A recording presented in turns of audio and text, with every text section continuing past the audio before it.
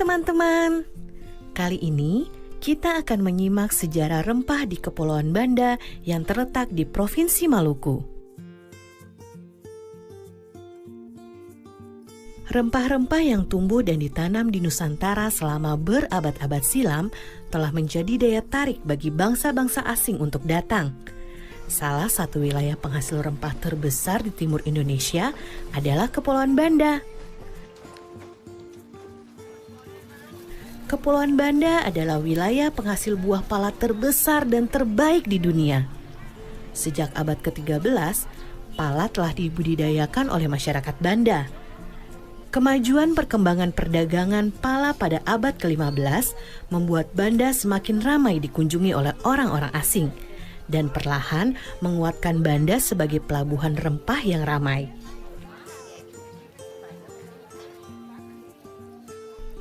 Sudah sejak lama, pala dimanfaatkan untuk berbagai kebutuhan hidup manusia. Pada abad ke-9, di Mesir dan India, pala digunakan sebagai pengawet jasad. Masih banyak lagi manfaat buah pala lainnya. Daging buah pala dapat dibuat sirup. Fuli atau kulit pembungkus biji pala dapat dimanfaatkan untuk membuat parfum, dan biji pala dimanfaatkan untuk obat-obatan, bumbu masak, kosmetik, dan minyak astiri. Berbagai manfaat buah pala inilah yang membuat bangsa Eropa sejak abad ke-16 berlomba-lomba datang ke Banda. Pada abad pertengahan, harga pala di pasar Eropa sangat mahal. Kalau dibandingkan dengan zaman sekarang, seperti gadget canggih yang harganya bisa puluhan juta rupiah. Tahukah teman-teman, kalau rempah-rempah Maluku telah dimanfaatkan sejak zaman Romawi. Pala dibawa ke Eropa oleh para pedagang Cina yang singgah di Maluku. Pala juga dibawa oleh para pedagang India melintasi Asia Tengah dan Asia Barat. Dari situlah kemudian pala tersebar ke berbagai penjuru dunia.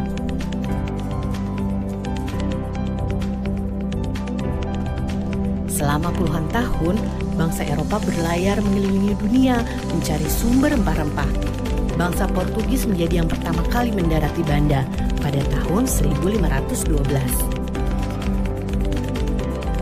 Kedatangan bangsa Portugis kemudian disusul oleh kedatangan bangsa Belanda pada tahun 1599. Inggris pun tak mau kalah. Mereka menyusul Belanda datang ke Banda pada tahun 1601. Persaingan Belanda dan Inggris memperebutkan pala di Banda akhirnya membuat Portugis tersisih. Melalui Serikat Dagang VOC, Belanda menjalankan taktik yang kejam untuk menguasai perdagangan pala. Belanda bahkan tak segan menggunakan berbagai cara, termasuk menyingkirkan para pemimpin desa atau yang dikenal dengan orang kaya.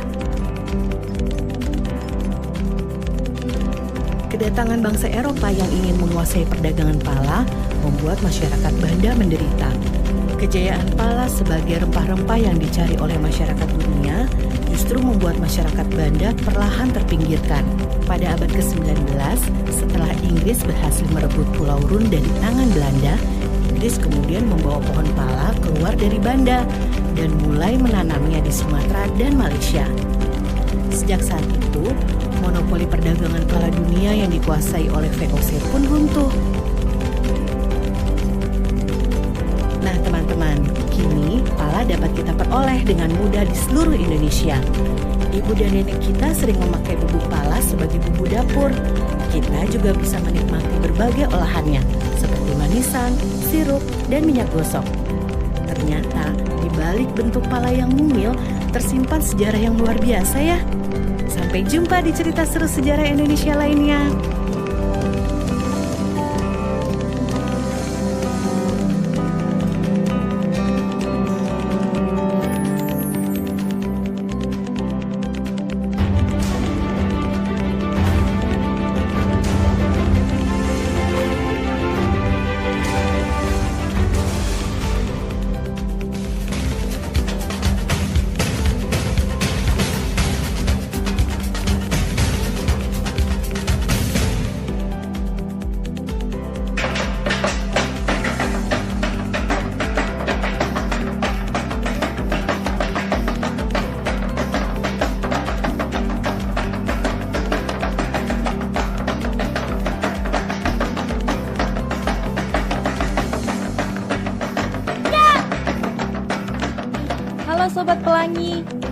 Berjumpa kembali dalam program kesayangan kita, Pelangi Nusantara.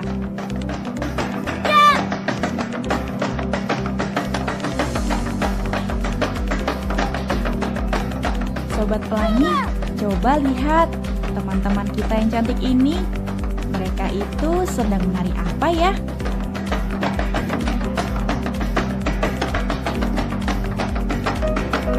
Oh, tari soya-soya.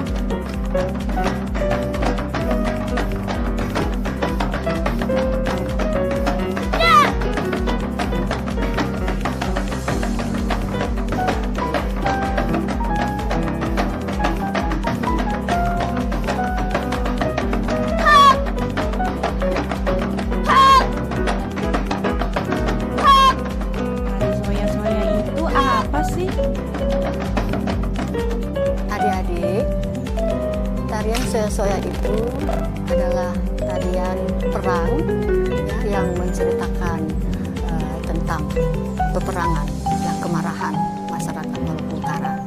Dan asalnya itu sebenarnya dari Pulau Kayowa. Ya, Pulau Kayowa itu di salah satu pulau di Halmahera Selatan yang kemudian menyebar ke seluruh Maluku Utara. Oh, ternyata tari soya-soya itu berasal dari Maluku Utara. Aku ingin tahu deh, latar belakang atau sejarah adanya tari soya-soya ini. Waktu itu terciptanya itu secara spontan sebenarnya ya adik-adik. Pada saat masyarakat atau yang di sana di daerah Maluku Utara itu disebut dengan Balakusu Sekano-Kano. Ya, Balakusu Sekano-Kano itu artinya rakyat yang merasa marah mengetahui bahwa Sultan Babullah diculik kemudian dibunuh. Seperti itu sampai terciptanya tarian tersebut gitu. Sobat Pelangi, perhatikan deh pakaian dan tata rias wajah mereka. Keren ya. Kalian mau tahu tidak bagaimana mereka merias wajah dan tata cara mengenakan kostum untuk tarian soya-soya ini? Kalau aku sih mau tahu banget. Kita simak penjelasan berikut ini. Untuk kostum soya-soya, ini dari setelan ya, seperti kemeja dan celana panjang. Kemudian ada selempang kiri kanan, ya, warna merah atau kuning. Kemudian rok. Nah, rok ini adik-adik berwarna 4 aja, ya. Topi itu kita namakan toala lipat, ya. Tidak ada ornamen lain kecuali ngana-ngana di sebelah kanan. Dan salawaku yang kita pakai di kiri itu menggambarkan seperti ornamen untuk perang ya waktu saat itu. Jadi tarian soya-soya karena laki-laki semua, kita tidak memakai make up. Di tarian soya-soya ini ada sekitar 12 gerakan dasar ya. Nah, tapi sampai sekarang itu kita belum ada namanya. Dari gerakan 1 sampai gerakan 12. Tapi setiap pergantian gerakan tadi sudah ada namanya, yaitu namanya saya ya. Jadi setiap pergantian dari gerakan 1 ke gerakan berikutnya itu kita namakan saya.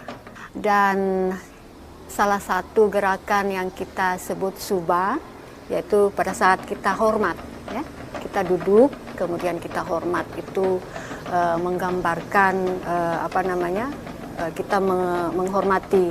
Jadi cerita dari setiap gerakan itu ada ceritanya. Salah satunya itu kita suba, itu menggambarkan kita suba atau hormat atas jenazah yang sudah ditemukan tadi, jenazah dari Sultan Babullah tadi.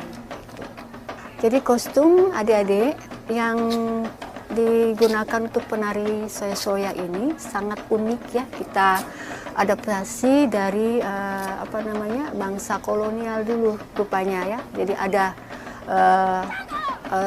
atasan setelan putih-putih dasarnya dan memakai rok.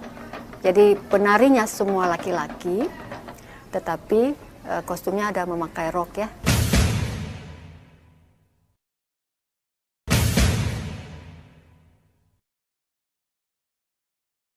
Sobat Pelangi, tadi kita sudah menyaksikan tata cara menggunakan kostum. Bagaimana kalau sekarang kita mempelajari gerakannya? Setuju? Simak yang berikut ini ya. Gerakan yang pertama, ayunkan ngana-ngana yang dipegang oleh tangan kanan ke depan dan ke belakang. Nah, salawaku yang ada di tangan kiri digerakkan, diayun ke kanan dan ke kiri. Seperti ini. Tu, wa, ga, 4, 5, 6, 7, 8. Sementara kaki kiri diangkat dan diayun ke depan dan ke belakang. Ya, seperti ini. Tu, wa, ga, 4, 5, 6, 7, 8. Selanjutnya, gerakan soya, yaitu gerakan penyambung dari gerakan sebelumnya ke gerakan selanjutnya.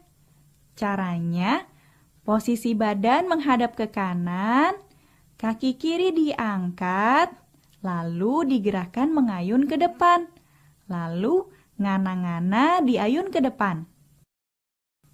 Gerakan berikutnya, kaki kanan melangkah ke samping kiri sebanyak 2 kali. Ngana-ngana diayun ke atas sebanyak 2 kali juga. Lalu, posisi badan menghadap ke arah kanan.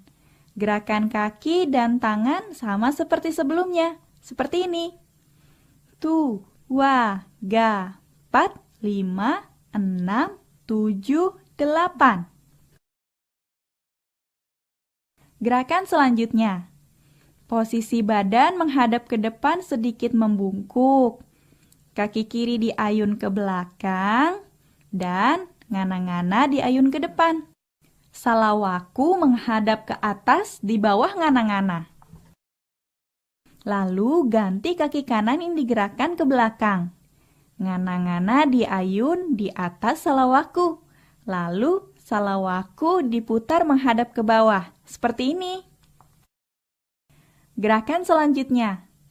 Posisi badan menghadap ke depan, kaki kanan menyilang ke kiri, ganti, kaki kiri menyilang ke kanan, ngana-ngana diayun 1 kali, maju ke depan dengan kaki menyilang sebanyak 3 kali hitungan. Lalu, hitungan keempat, posisi jongkok dengan kedua tangan menyilang, ngana-ngana di atas, salawaku di bawah. Kita ulang. Tu, 2, 3, 4, 5, 6, 7, 8.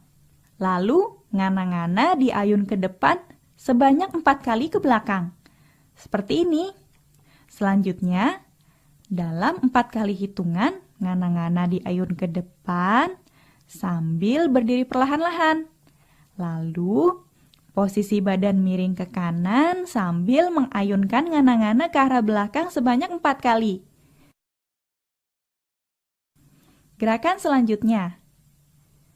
Kaki kiri meloncat kecil ke depan, diikuti kaki kanan sambil mengayunkan ngana-ngana. Lalu, loncat kecil ke belakang sebanyak 3 kali. Ngana-ngana dan salawaku diayun ke arah pinggang. Seperti ini. Tu, wa, ga. Tu, wa, ga. Gerakan selanjutnya. Sama dengan gerakan sebelumnya. Setiap hentakan, kedua tangan diayun ke atas dan mempertemukan antara ujung ngana-ngana dan salawaku. Seperti ini ya. Tu, wa, ga. 4, 5, 6, 7, 8. Tu, wa, ga. 4, 5, 6, 7, 8. Gerakan selanjutnya. Ayunkan kaki kanan dan kiri secara bergantian ke arah samping. Ngana-ngana dan salawaku berada di pinggang. Seperti ini. Tu, wa, ga. 4, Tu, wa, ga. 4. Gerakan selanjutnya, lari-lari kecil ke depan sebanyak 2 langkah diakhiri dengan kedua tangan mempertemukan ujung ngana-ngana dan salawaku. Lalu berputar ke belakang setengah lingkaran sambil mengayunkan ngana-ngana sebanyak 3 kali hitungan. Hitungan keempat, badan menghadap ke depan sambil terus meloncat, maju, mundur sebanyak 4 kali hitungan. Seperti ini. Tu, wa, ga, 4, 5, 6, 7, 8. Tu, wa, ga, 4, 5, 6, 7, 8.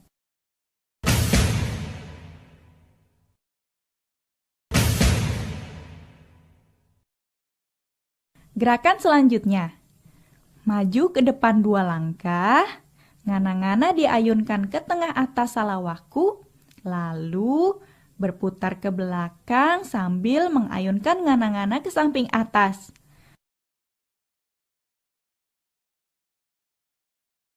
Tu, wa, ga, 4, 5, 6, 7, 8. Tu, wa, ga, 4, 5, 6, 7, 8. Gerakan selanjutnya. Kaki loncat ke depan dan ke belakang. Diikuti dengan ngana-ngana dan salawaku diayun ke depan dan ke belakang. Lalu balik kanan, loncat kecil dengan 4 kali hitungan. Seperti ini. Tu, wa, ga, 4, 5, 6, 7, 8. Tu, wa, ga, 4, 5, 6, 7, 8. Lanjut. Posisi badan menghadap ke kiri, silang ke kanan sebanyak 2 kali. Kaki kanan silang ke kiri sebanyak 2 kali sambil mengayunkan ngana-ngana. Seperti ini. Tu, wa, ga, 4, 5, 6, 7, 8. Lalu, lakukan gerakan seperti sebelumnya, tapi sambil memutar. Seperti ini. Tu, wa, ga, 4, 5, 6, 7, 8. Bagaimana Sobat Pelangi? Tidak sulit kan? Kalian harus rajin berlatih agar bisa menguasai gerakan tari soya-soya ini. Kita coba pakai musik yuk!